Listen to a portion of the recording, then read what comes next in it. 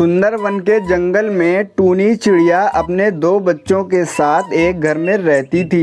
टूनी चिड़िया एक बहुत ही अच्छी चिड़िया थी और वह हमेशा ही दूसरों की मदद किया करती थी। वहीं टूनी के घर के पास में ही बबलू कबूतर और उसकी पत्नी बंटी कबूतरी भी रहती थी, पर वो दोनों हर समय टूनी चिड़िया और जंगल के सभी पंछियों को बेवजह परेशान करते रहते थे। फिर एक दिन बबलू कबूतर और उसकी पत्नी टूनी चिड़िया के साथ जंगल में भोजन की तलाश में निकलते हैं, पर उनको जंगल में कहीं भी भोजन नहीं मिलता है। फिर टूनी चिड़िया की नजर कुछ अनाज के दानों पर पड़ती है। फिर वो तीनों जमीन पर पड़े उन अनाज के दानों के पास आते हैं। तभी बबलू कबूतर बोलता है कि बहन, ये तो कुछ ही अनाज के दाने हैं। ऐसा करते हैं, ये दाने हम लोग खा लेते हैं, उसके बाद हम दोनों मिलकर तुम्हारे लिए भोजन तलाश लेंगे। लेकिन बबलू कबूतर, मुझे मेरे छोटे बच्चों के लिए भोजन लेकर जाना है। टूनी, हमें बहुत जोरों की भूख लगी है, हम अब बिना खाए जंगल में नहीं उड़ सकते। इतना बोलकर वो दोनों जल्दी जल्दी वो सारे अनाज के दाने खा जाते हैं।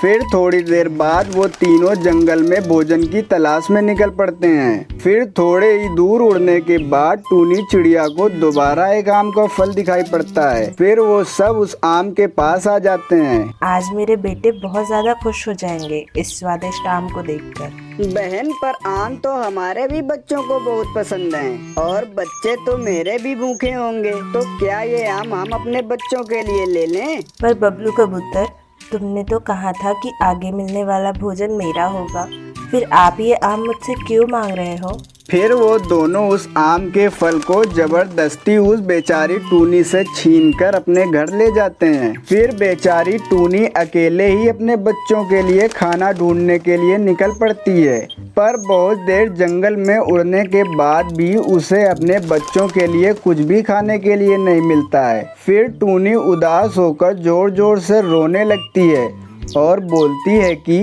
क्या मेरे बच्चे आज भी भूखे रह जाएंगे? क्योंकि अब तो मैं भी बहुत थक चुकी हूँ।